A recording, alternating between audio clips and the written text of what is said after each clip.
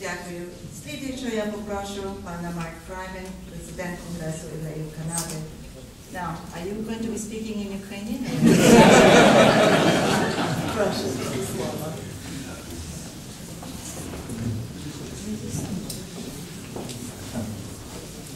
Reverend Archbishop, Reverend Bishop, members of the clergy, Mr. Grod, Mr. Wresznewskyj, distinguished friends, guests here, and my dear, dear friend, Meylakh. It's a tremendous honor and pleasure for me to be here tonight. You've heard beautiful words. I can't compete. I will not keep you long. I just want to make a few observations about what brings me here, what has brought me here, and where I would like us to go. And when I say us, I'm hoping that this is a journey upon which we can embark together with the unity of purpose. You know, I'm here as a private individual, but I'm also here as president of Canadian Jewish Congress. And it's worthwhile to reflect on the name. We in Canadian Jewish Congress speak for the Canadian Jewish community, but we speak as Canadians and we speak as Jews. I'd like to speak to you for a few moments, first about what I see as the Jewish dimension of the journey I would like us to embark on together. And then, briefly, I'd like to speak about the Canadian dimension of the journey that I would like us to embark together on. Let me start with the Jewish dimension. And as I enter into this discussion, I am mindful of a great commandment in the Jewish tradition, which is called Hakarat HaTorah, recognizing goodness and acknowledging goodness. And before I come to speak of things that are not so good and of motivations that are not so good, I want to recognize the goodness. I want to recognize, first of all, the great honor that our distinguished members of the clergy have bestowed on us, on Meylakh and me, to come and to be present and to hear us, and even by your presence, to bless this occasion, and if I can be so bold, to bless our project. I would like to thank Borys and Stefan Bandera, two individuals who I can say have enriched my life and have expanded my horizons tremendously. I come before you to represent the Canadian Jewish community, but thanks to their efforts and their good offices, I also come before you and acknowledge myself as a son of Halicina. My family comes from Halicina. We call it Galicia, but it's the same place. And I can assure you all that over the past Holy Week in the Jewish religion, for our Seder, I prepared olive cheese with cream, and everyone loved them. We ate them for 7 days because I made so many.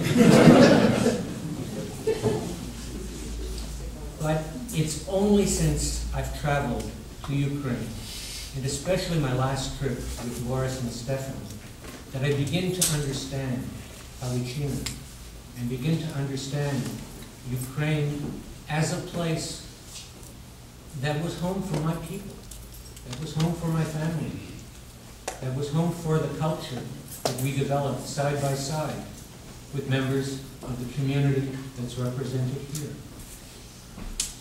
It's a great revelation for somebody well into his decade of existence on this planet. So I am grateful to Borys and to Stefan for the warmth with which they've greeted my particular project and the friendship with which they have greeted me and have made a very difficult journey a good deal easier. But why am I here?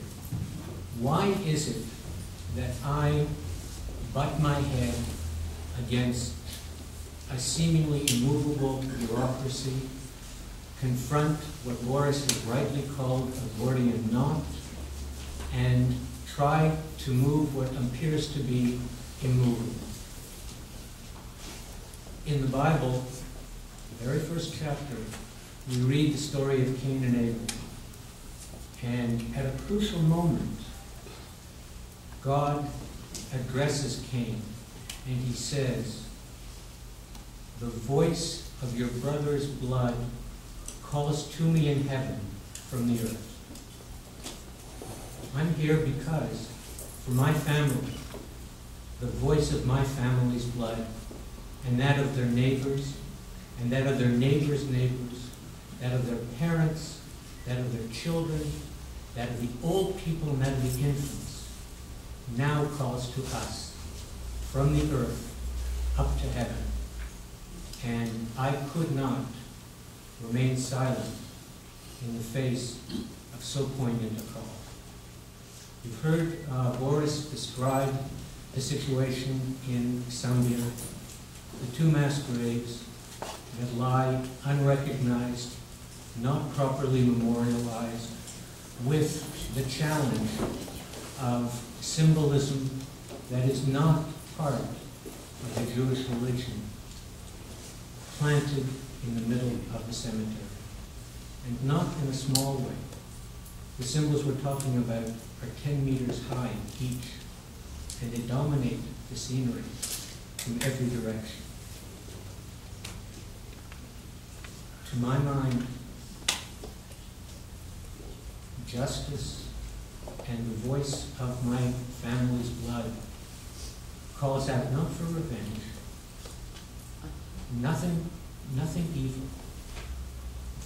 Those voices call out for dignity and for respect, for an acknowledgement of who they were, and an ability to lie in peace, rest in their final resting place, secure at least in symbolism and in prayers and in a story that would be meaningful to them, and not one that would deny who they are and who they were. And so I will continue on this journey.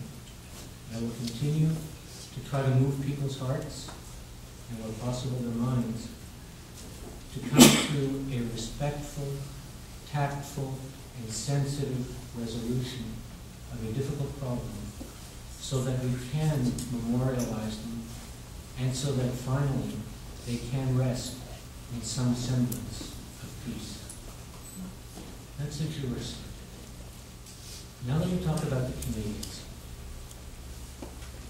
Canada is one of the great countries of the world. In my mind, the greatest country in the world. It was my great pleasure and privilege to serve for 5 years as the Deputy Attorney General of this province, and to learn of the importance of the rule of law, of respect for the individuality and the dignity of all Canadians. That's what our charter is about. It recognizes that we are all equal. We are all equally entitled to dignity. We are all equally entitled to respect. It is the great gift that we give to the world, our example of communities coming from a multitude of places, from speaking a myriad of cultures, with traditions, some stretching back thousands of years, and some as new as several decades, all living together harmoniously, acknowledging their own specificity, their own history, their own traditions, but all equally committed to being Canadian in the sense of equally respecting those of all of their fellow citizens. This is a great gift that we've given to the world.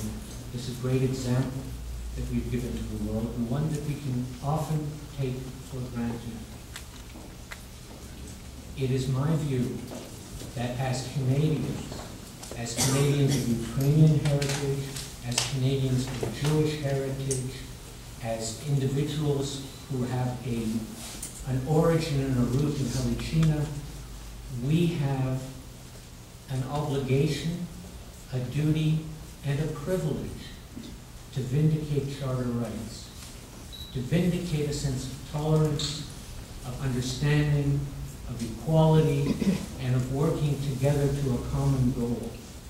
We do this, and I am so proud to see Paul Grod here, and see representatives of the Toronto Ukrainian Congress as well as the Canadian Ukrainian Congress joining together in bonds of friendship with the Canadian Jewish community. It was not always so, and it's not always been easy to establish those bonds and to ensure that they are friendly bonds, because there are forces that are arrayed to try to pull us apart. Some of them come from third forces. Some, I regret to say, come from ignorance and a lack of understanding of the humanity of the other. It's wonderful to see that we're beginning to overcome those matters, and we're beginning to be able to see in each other people who can work together for a common purpose. You will see in the coming days some articles in the press specifically about Sambir and the situation in Sambir, and our hope to find a resolution in partnership with our friends in the Ukrainian community.